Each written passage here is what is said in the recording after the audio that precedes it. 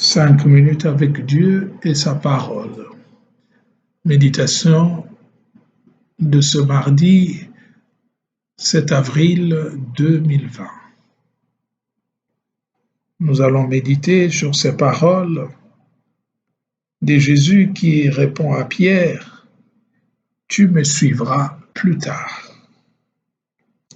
Simon-Pierre lui dit, « Seigneur, où vas-tu » Jésus lui répondit, « Là où je vais, tu ne peux pas me suivre maintenant, tu me suivras plus tard. »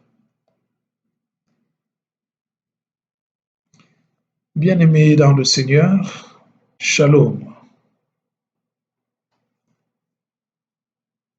Et depuis hier, avec la célébration du dimanche de la Passion,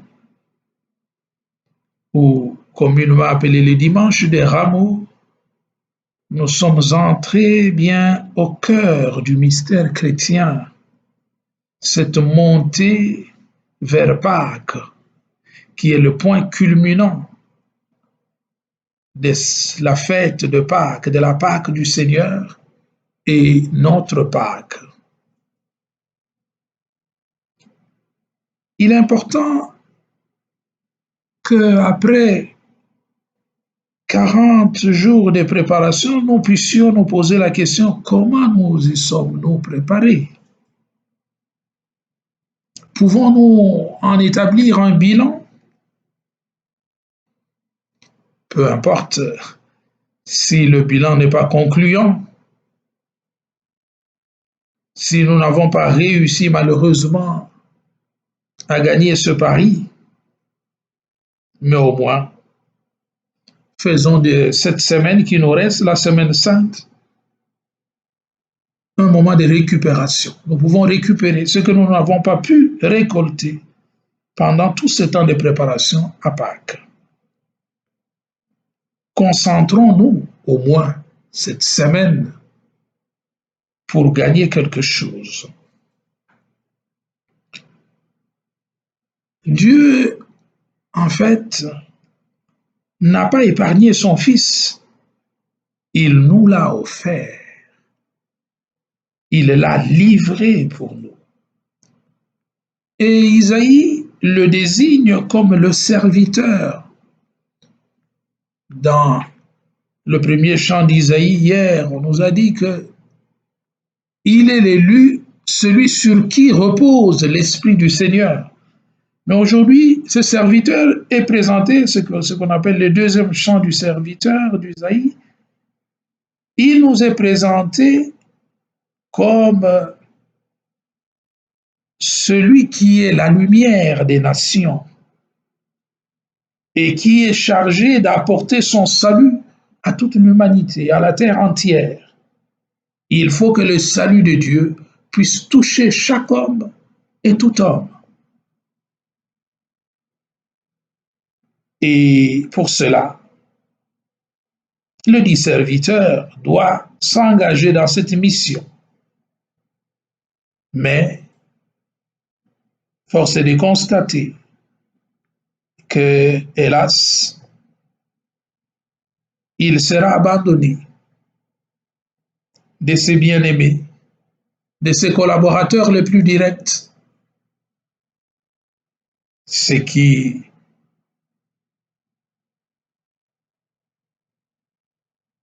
ne va pas l'empêcher de réaliser sa mission. Mais c'est le constat que nous faisons, que les collaborateurs l'abandonnent. Il y a un même qui va le trahir, Judas Iscariote, un autre qui va le renier, Pierre. Mais ce qui est important à savoir, c'est que nous devons, en dépit de tout cela, nous devons le saluer, le reconnaître comme ce roi, notre roi, dont la passion est la source de notre pardon. Notons par ailleurs que avec ce tourment auquel Jésus est en but, ce tourment augure au fait l'anticipation de son agonie à Gethsémani. agonie qui nous a valu le rachat et le salut. Les disciples sont perdus, désarticulés, désarçonnés, déboussolés, à tel point que chacun se pose même la question et pose la question à Jésus. Lorsqu'il dit qu'il y a un de vous qui va me trahir, chacun se pose la question, est-ce que ce n'est pas moi, Seigneur? Vous voyez que l'homme reste toujours un mystère, même pour lui-même. Il sait qu'en lui, il a toujours comme un serpent latent ou des serpents, si vous voulez, dissimulés, qui à tout moment peuvent toujours se révéler et injecter ainsi leur venin à qui est proche de lui.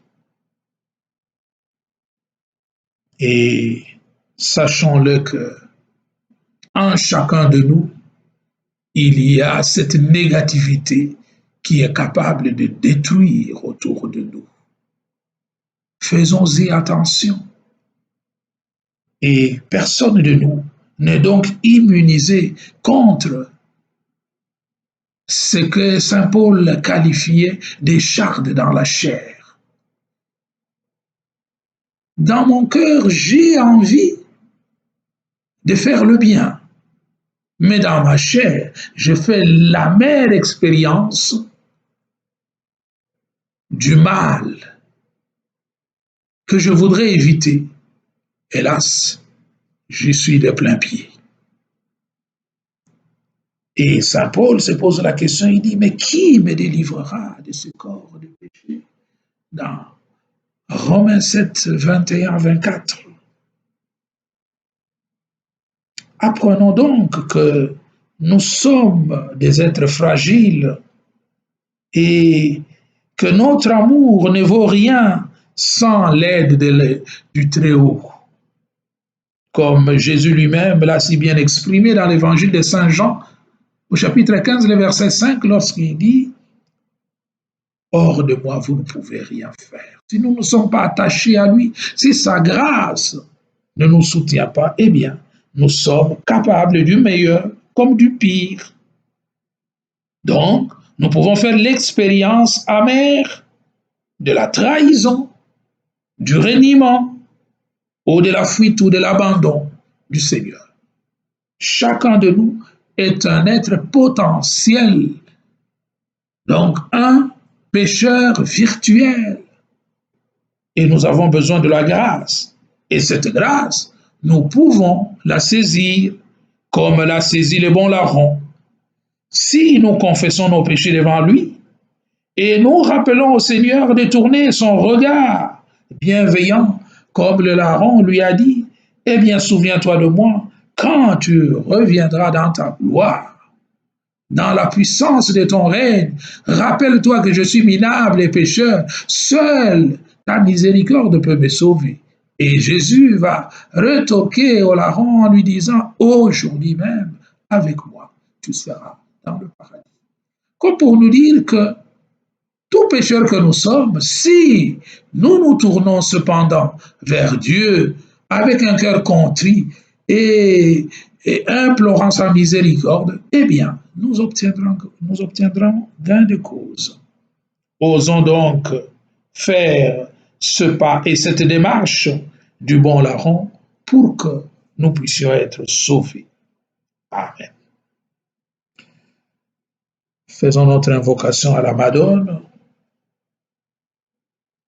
Ô toi Notre-Dame, jette ton regard de compassion sur nous qui recourons à toi. Seigneur Jésus, jette ton regard de compassion sur nous qui recourons à toi. Amen. Que Dieu nous bénisse et nous protège, le Père, le Fils et le Saint-Esprit. Amen.